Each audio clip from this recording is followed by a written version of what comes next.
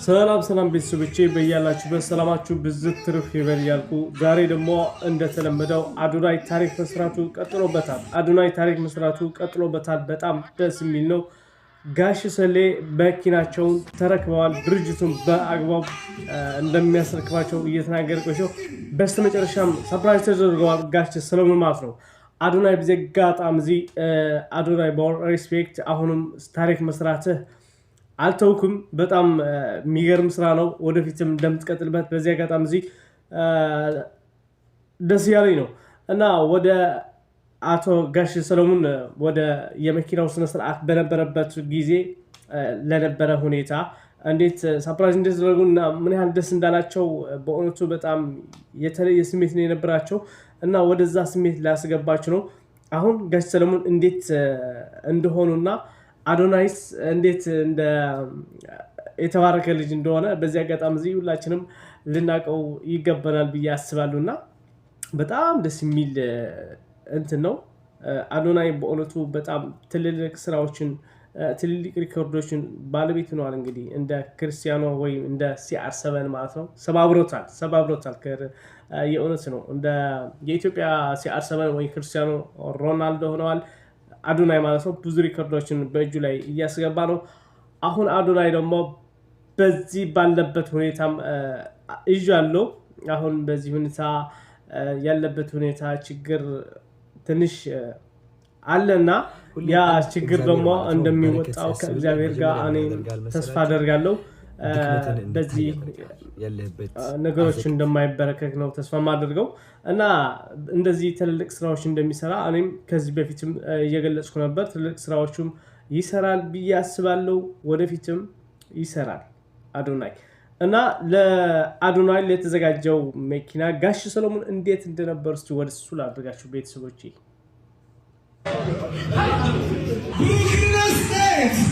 ምንም እንኳን አንድ ነጥብ አምስት ነገር ግን ለጋሽ ሰለሞን መኪናውን ሰጥተነዋል ብለዋል። አኳርፎን ያከረመን ዓመት ሊካስ ነው በፍቅር በረከት አርቆ ነፋፈን ከርሞ አባታችን ለጋሽ ሰሌ የገባነውን የመኪና ስጦታ እናበረክታለን።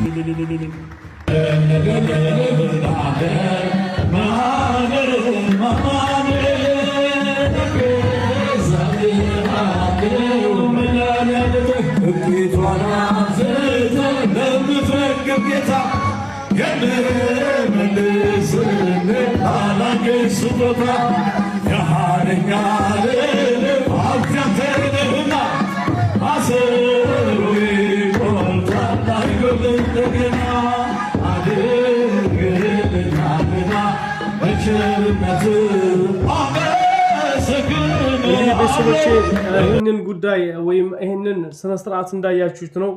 ቤተሰቦቼ እኒህን ፕሮግራም ከወደዳችሁ ላይክ እና ሰብስክራይብ አድርጋችሁ በተለይ ደግሞ ሰብስክራይብ አድርጉኝ። ብዙ ሰው ቪዲዮ እያየልኝ አይደለም፣ በጣም የወረደ እይታ ነው ያለኝና ባካችሁ በቻላችሁት ሰብስክራይብ አድርጉና ቤተሰብ እንሁን እላለሁ። ሌሎቹም ከዚህ ተጨማሪ ቪዲዮዎች ወደ እናንተ እንዳደርስ ማለት ነው። እና ቤተሰቦቼ ምን መሰላችሁ አዶናይ በዚህ ስሜት ወይም በዚህ ሁኔታ እንግዲህ በጣም ደስ የሚል ሁኔታ ነው እያየነው ብዬምናለሁ። ሁሉም ሰው ደስተኛ ነው ብዬ አስባለሁ። ምክንያቱም መልካም ሰው ወይም ደግሞ መልካም ሲሰራ የማይደሰት ሰው የለም ብዬ ስለማምን ማለት ነው። እና ወደ አዶናይ አሁን ባለበት ሁኔታ በእውነት ትንሽ አቅጣጫ አስቶበታል።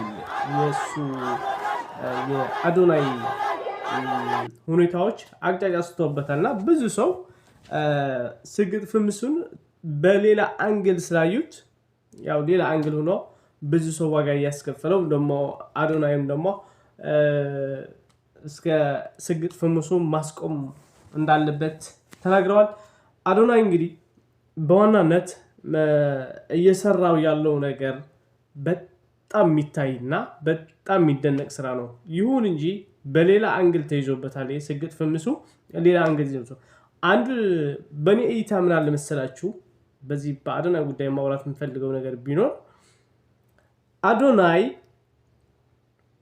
ራሱን ነፃ የሚያደርግ ወይም ያደረገ ሰው እንኳን ቢሆን ሰዎችን ነፃ ለማድረግ በጣም እየታገለ የነበረ ልጅ ነው ማለት ነው። እና እዚህ ላይ ምን ገጠመ መሰለህ? ስግጥ ፍምሱ በራስህ እይታ ስትወስደው በየትርጉሙ እየመጣ ማለት ነው። ማለት ሁሉም እንደ ኢትዮጵያ አይደለም ያወራው። ስግጥ ፍምስ ማለት ራሳችሁ ሁኑ ነው ያለው። እና ራሳቸው ሲሆኑ ራሳቸው መሆን አለብን ሲሉ ለከ ሰው ብዙ አይነት ነው። አንዱ ልብስና አውልቆ የሚሄድ የሚፈልግ፣ አንዱ እንትን የሚል፣ አንዱ ደግሞ እንደዛ፣ አንዱ ደግሞ መልካም ሰው ማለት መልካም ውስጡ ያለው ስለሆነ መልካም ውስጥ ካለው ውስጥ ሚልህን አድርግ ነው የአዶናይ አይዲያ አይደል? እና የአዶናይ አይዲያ ያለው አይዲያ ውስጥህን ያለህን አድርግ ካለ እንግዲህ ብዙ ሰው ውስጥ የሚለው ሌላ ነው። አንዱ ልብስ አውልቆ የሚሄድ ሰው አለ። እና በአዶናይ በስግጥ ፍምሱ ሰው ሌላ አጀንዳ ይዞበት ሌላ ወደ አቅጣጫ ሂደዋል። ይሄ የታወቀ ነው። ይሄ እውነት ነው። እውነታው ምን መሰላችሁ? አንድ ሰው ልብሱ እየጣለ ራቁቱ እየሄደ ነው። ልጆች ከዛ ምን ይማራሉ? ይሄ አንድ ምኖት አለ። ምክንያቱ አዶናይ ያለውና እየሆነ ያለው የተለያየ ነው። ይሄ ሀቅን መቀበል ግዴታ ነው ማለት ነው። ስለዚህ አንድ ምሳሌና አንድ ተአምር ልስጣችሁና አንድ ሴት ልጅ በአደባባይ ላይ ፓንቷ መቀየር ጀመረች ማለት ነው። ፉል ኮንፊደንስ ሲባል እንግዲህ ባህልህን ተው፣ ሃይማኖትህን ተው፣ ክብርህን ተው ማለት አይደለም። እርግጠኛ በአዶናይ በተረዳችሁት አንግል አይደለም ይሄ እየሆነ ያለው ማለት ነው። እና ራስህን አውጣ፣ ራስህን ተናገር። ታለንት አለ፣ አቅም አለ፣ ተሰጥኦ አለ፣ እነዚህ ተጠቀምበት ነው ያለው አዶናይ። በዚህ ጋር ወደ ላይ ወይም ልንደግፈው የሚገባ ፓርቲ ቢኖር ይሄንን ነው። አንድ ሰው የራሱ አቅም አለው፣ ታለንት አለው። ይሄ ታለንት አውጥቶ ለህዝብ ማሳየት አለበት፣ መናገር አለበት። ሰው መፍራት የለበትም። እኛ እኮ በባህል ተይዘናል። አንዳንድ መቅረት ያለባቸው ነገሮች ካሉ መናገር እየፈለግ አትናገርም። እያወቅከው እንዳላወቅክ ነው። በቤተሰብ ጋር ትልቅ ጫና ውስጥ አለ። እነሱ አይዞህ ተናገር ነው ያለው። ታዲያ ህዝብ ላይ ሲወርድ ምን ሆነ መሰላችሁ? ህዝብ ላይ ሲወርድ መቃወም ነው። ህዝብ ላይ ሲወርድ ህዝብን የማይወደው ነው በብዛት ያደረገው ሰው ማለት ነው። በአደባባይ ላይ እግዚአብሔር ያሳያችሁ፣ በአደባባይ ላይ ልብስ መቀየር ማለት ነው። በአደባባይ ላይ ልብስ የምትቀይር ከሆነ ይሄ አሁን ኮንፊደንስ አሁን የአዶናይ ትምህርት ነው አይደለም። ስለዚህ ሁላችን በዚህ ብንረዳላለው። ለአዶናይ ደግሞ በዚህ ትንሽ ወደ ታች እንዳትወርድ እኔ ራሴ አንድ ሀሳብ አለኝ ለአዶናይ የምነግረው ማለት ነው። ጠንክር ማለት ፈልጋለሁ። በምትችለው አንተ ያው ኦልሬዲ አንተ አልፈህበታል፣ ትችላለህ፣ ታደርጋለህ። ይህንንም ስላሳይህን እናመሰግናለን ማለት ነው። ስለዚህ ወደ ቀጣዩ ይህንን ካልኩ ወዳጆቼ ሰብስክራይብ ብታደርጉኝ በጣም ደስ ያለኝ ነው። ለቀጣይ ስራዎች ሊጨምራይ ማለት ነው። አዶናይ ሀሳብ ሰጥቷል። ሀሳቡን እንስማ እስቲ። ዛሬ በጣም ደብሮኛል። ከስንት ጊዜ በኋላ በጣም ደበረኝ ዛሬ። እንደምታውቁት እኔ ውስጤ ላይ ያለው ስሜት አልዋሻችሁም። ከብዶኝ ነበረ ዛሬ፣ ጨንቆኝ ነበረ፣ ደብሮኝ ነበረ። ከዚህ ምንድነው የምማረው? አይ ቲንክ አንዳንዴ መማር ይሰለቸኛል። አይሰለቻችሁም? አንዳንዴ በህይወት መማር አይሰለቻችሁም? ዋት መማሩ የሚቅርብኝ ዝም ብዬ ልኑር ብቻ ከነ ድብርቱ ከነ ጭንቀቱ ከነ ምናምኑ ህይወት ነች፣ በቃ ዝም ብዬ ልኑራት ብላችሁ አታውቁም? ሰው እንደዛ አይነት ቀን ያሳለፍኩት ዛሬ እላችኋለሁ። ግን አዶናይ ነኝና መማር ወዳለሁ ከህይወት። የዛሬ ትምህርቴን ላስረዳችሁ ፈልጋለሁ።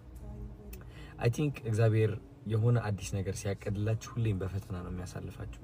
እኔ ልብ ብዬ አስተውየዋለሁ። እንደኔ በጣም በብዙ ፈተና ያለፈ ሰው የለም። ንገራችሁ ጋይስ፣ በብዙ ነገር ተፈትኛለሁ።